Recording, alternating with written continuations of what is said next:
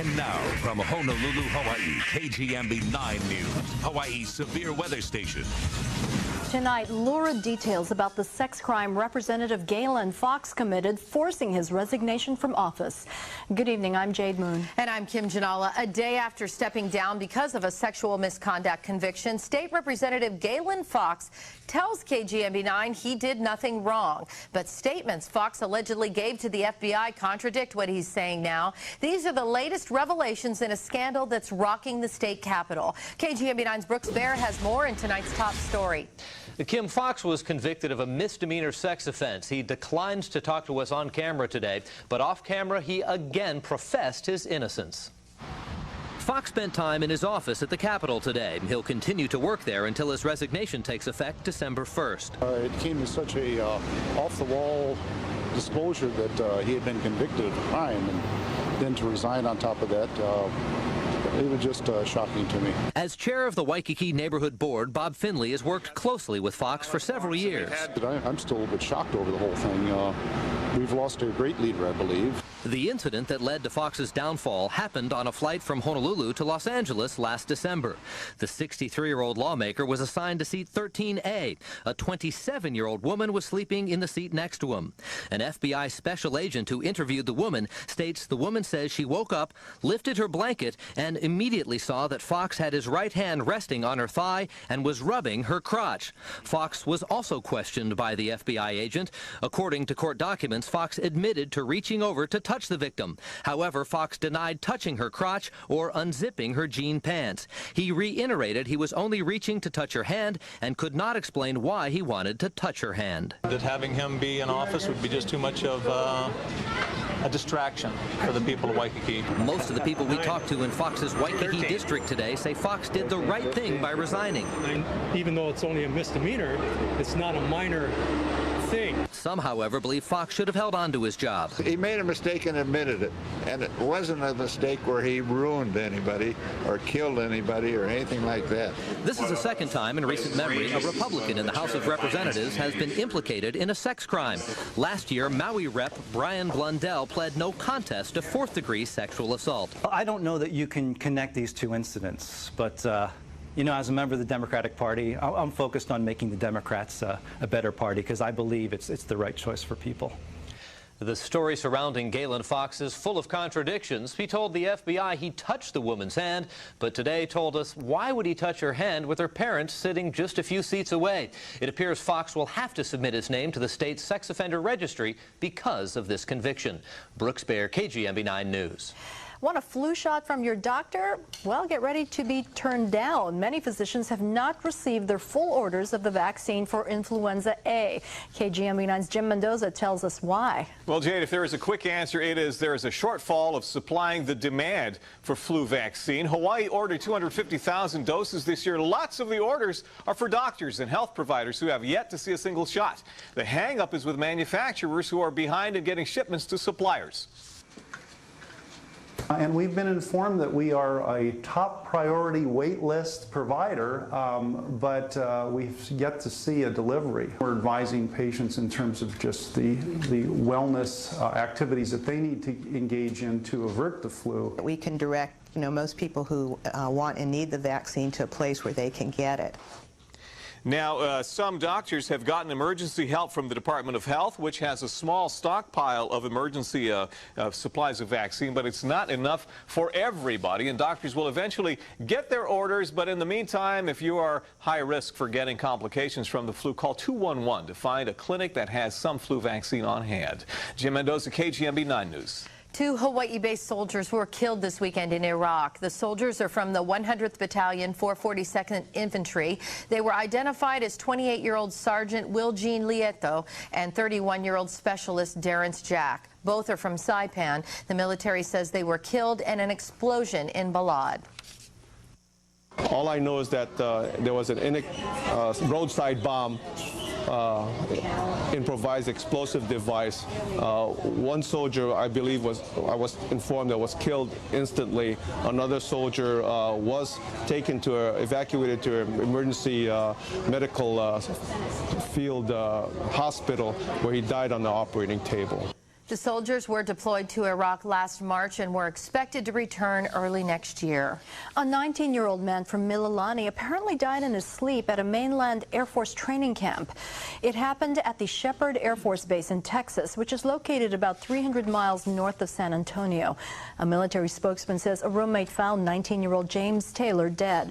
Taylor was at the base for training. The exact cause of death is not known. The Shepherd Base provides 58% of the fighting force for the United States Air Force.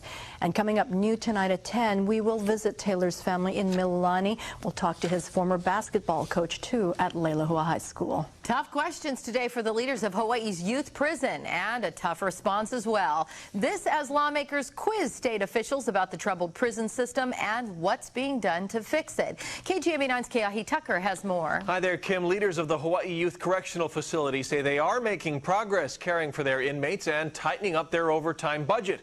And they're standing firm against accusations of mismanagement.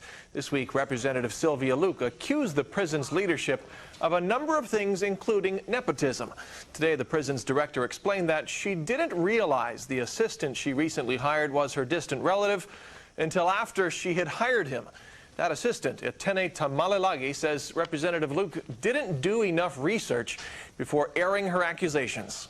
I felt that it was a very low blow and that it shouldn't have been out there in the forefront in the media. There are a lot of problems that we haven't been able to get answers yet, and that is why we're having the hearings.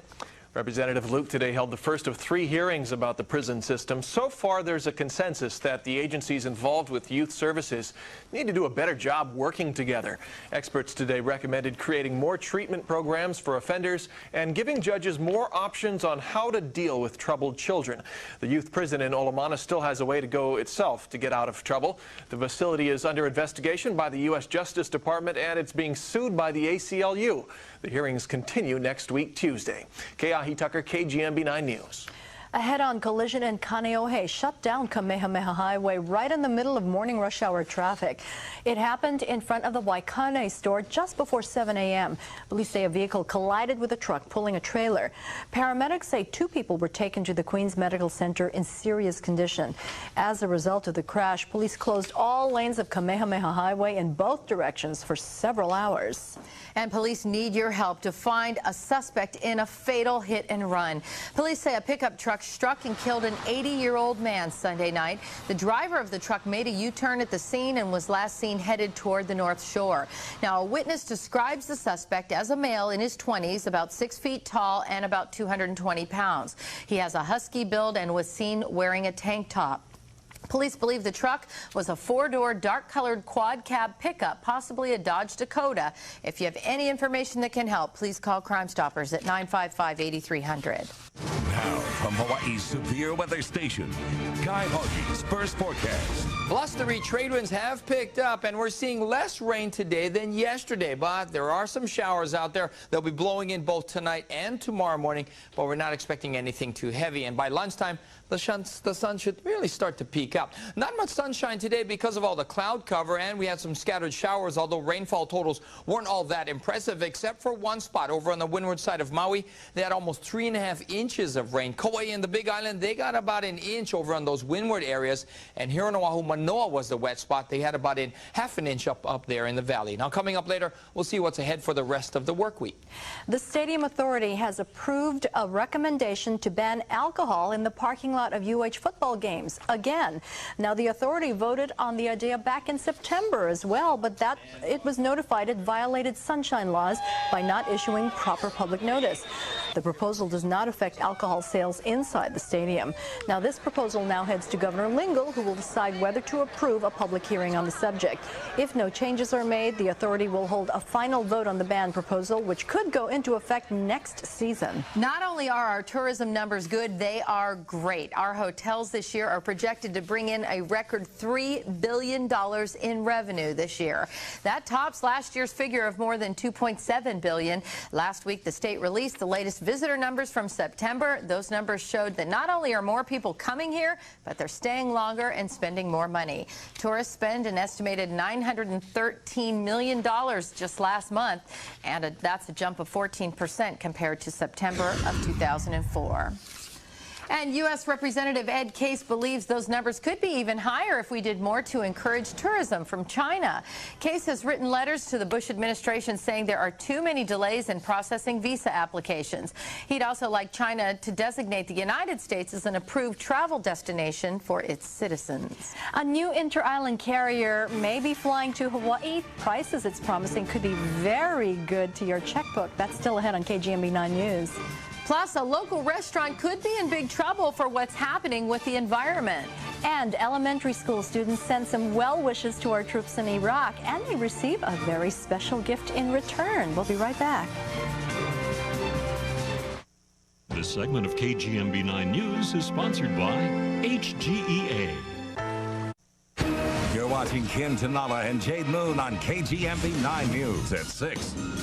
Well, it's not supposed to happen, but a local cemetery has been turned into a dumping ground with hundreds of gallons of used cooking oil forming pools and seeping into the soil. KGMB 9's Cedric Moon has the details. Well, Jay, the cemetery says it was all happening behind its back, but one watchdog group says what they didn't know could hurt the environment. Valley of the Temples Memorial Park, the final resting place for about 50,000 people. But buried nearby, this. As you walk in, you can also smell it. It smells, reeks of oil, cooking oil or old vegetable oil or meat, what have you.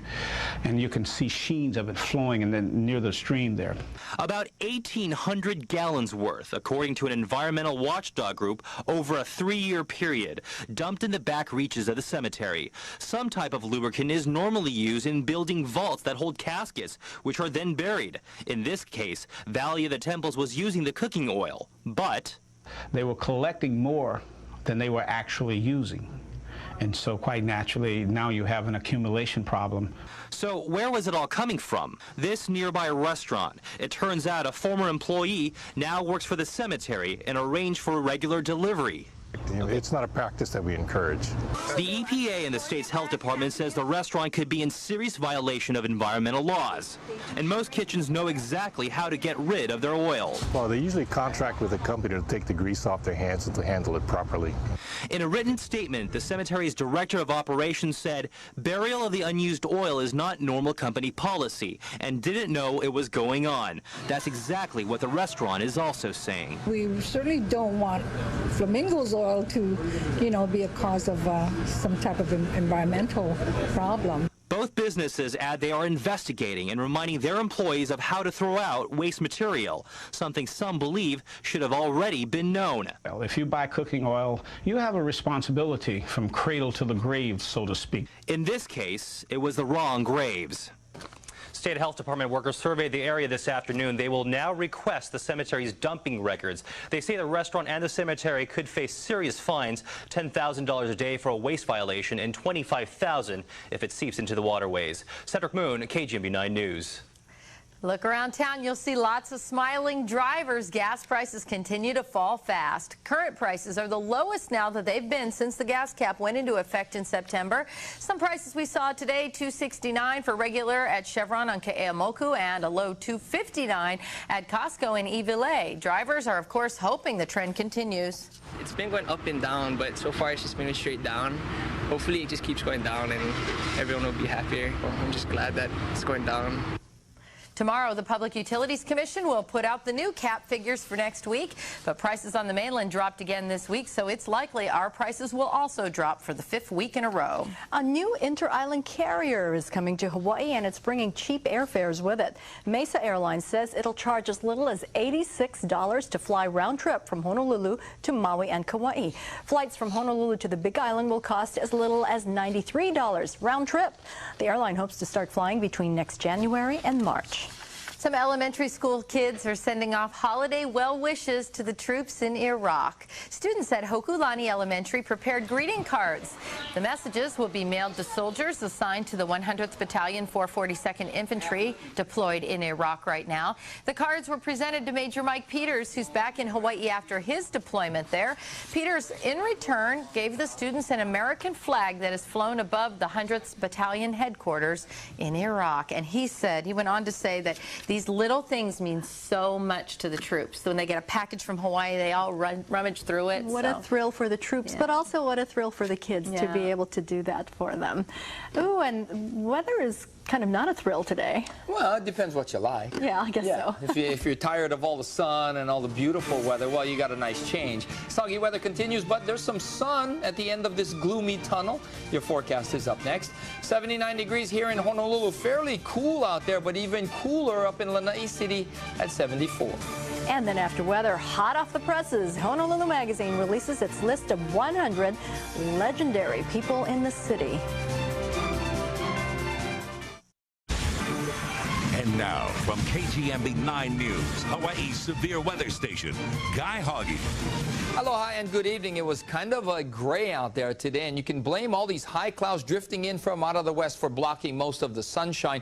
But coming in with the trade wind flow, the lower level clouds from the east brought in some windward and Mauka showers, especially wet over on the Hana side of Maui. They got about 3.5 inches of rain today. You can see those showers moving through with the trade wind flow. Much less rain here on Oahu. Don't forget, yesterday up on the North Shore in around Kahuku down into Hauula, they got almost 11 inches in a short time frame. Now, we didn't have that scenario today, but we had some scattered showers, mostly windward and some Mauka areas. But for the most part, much less rain today than what we saw yesterday. The wet spot today up in Manoa Valley, just about 1/2 inch of rain. And you can see right now, fairly dry from downtown Honolulu up into central Oahu, all the way up into the North Shore. So it looks like we're going to see those scattered showers continue, mostly for those windward areas, but we will see more sunshine maybe by Thursday as those high clouds move out of here out to the west. Now tomorrow, still going to be partly to mostly cloudy. We're going to get some scattered showers mostly during these morning and nighttime hours. Trading still breezy. It's going to be a blustery day tomorrow. Trading's gusting up to 25 miles an hour,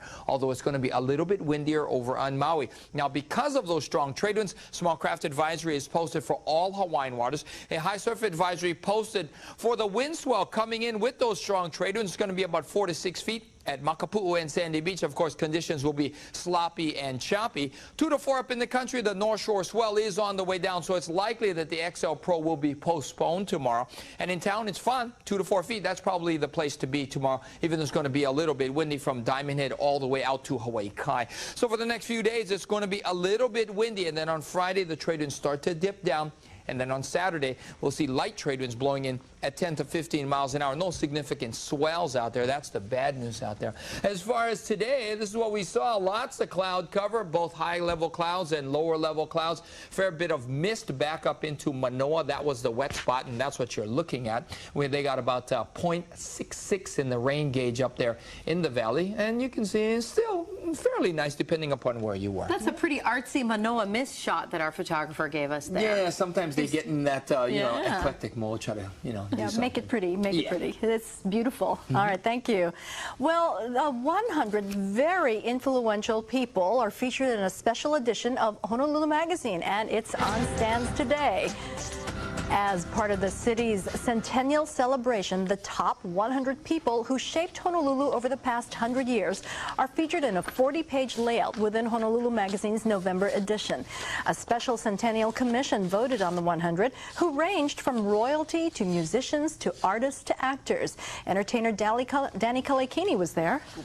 And the people that listed on the 100, they were my mentors. You know, because of them, I learned. I mean, Reverend Akaka, Senator Danny Akaka was my minister of music at Koahau Church. John Bellinger gave me my start when I first recorded. Well, all 100 people will be honored in a special centennial gala on November 17th. A 19-year-old Mililani man died in his sleep on a mainland base. Family and friends say they want answers from the military. Their story is new at 10. Louisiana leaders say a couple's negligence killed 34 elderly in a nursing home during Hurricane Katrina. But now news the husband and wife may never be prosecuted because of one problem. Better use up those 37-cent stamps. Prices are going up again. We'll tell you when. And it's a TV, a stereo, and a slideshow all in one. The hottest new gadgets are in Hawaii. We're going to bring you a tour of them tonight at 10. Oh, so cool. Liz is up next in sports. A Maui boy wins the XL Pro. Plus, the defending champions, the San Antonio Spurs, are among the first in the NBA to get on the court for tonight's season opener. We'll be right back. And now, KGMB 9 Sports with Liz Chun. Welcome to the well-dressed NBA. The season opened tonight with the league's new dress code. San Antonio Spurs not as much worried about their attire as much as their jewelry, as in those championship rings. There's the trophy, and if you look closely, there are the Spurs championship rings. 2005 was their third title in 7 years. Tim Duncan more than happy with how that fits. The Nuggets actually jumped out ahead early in this one by as much as 9 points. Carmelo Anthony with 23 points and 8 rebounds. Duncan, the big man to beat in the paint. He added a double-double with 19 points and 10 rebounds.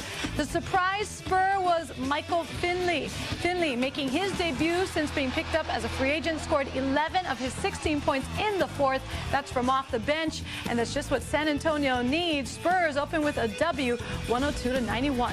76ers hosting the Bucks. Allen Iverson, of course, a factor. AI with 35 points. Tonight marked TJ Ford's first game back from cervical spine surgery, and what a return. Ford with 16 points and 14 assists. Milwaukee down by 3 with less than 2 seconds left. Michael Red to the rescue. That ties it up at 102. We're going to overtime. Red led the Bucks with 30 points. As for the NBA's first overall pick, Andrew Bogut finished with 13 points and 9 rebounds. His debut also included a win, 117-108 Bucks. Three-time defending champ Andy Irons is still applying the pressure on Kelly Slater in this year's world title race. Right now, the tour is in Brazil for the Nova Shin Festival, and both Irons and Slater advanced today to round 3. Out here on the North Shore, the XL Pro wrapped up today. Raymond Reichley with the home beach advantage, the Sunset Beach native scoring third-place honors. The top 2 surfers are Maui boys. Hank Gaskell carving his way to the second-place check worth $3,500. Kind of highlight reel here. Notice all the guys in green jerseys, but I promise you, this is the guy. Ian Walsh is your winner, collecting $7,000. It's a 22-year-old's first XL Pro title. At the State Air Rifle Championships, Heather Horn came in the defending state champion. Horn trying to become the first to take the title 2 years in a row. Her Punahou teammate Simone Ryford looked to be the Horn's closest competition.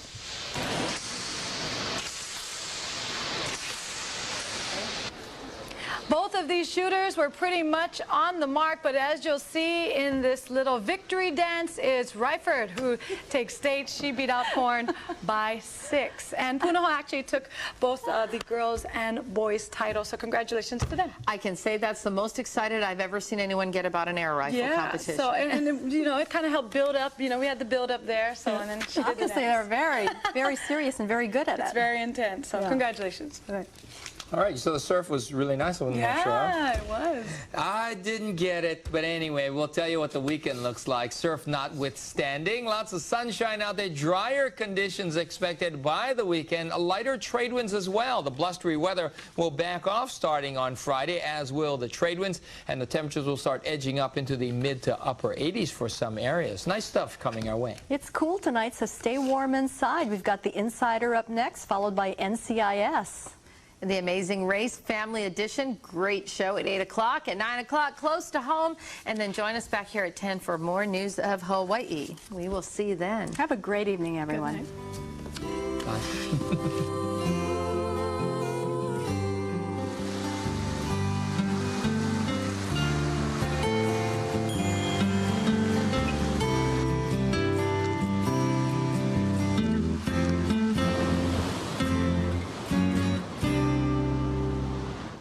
The Insider, Hawaii's favorite way to get connected. It's next.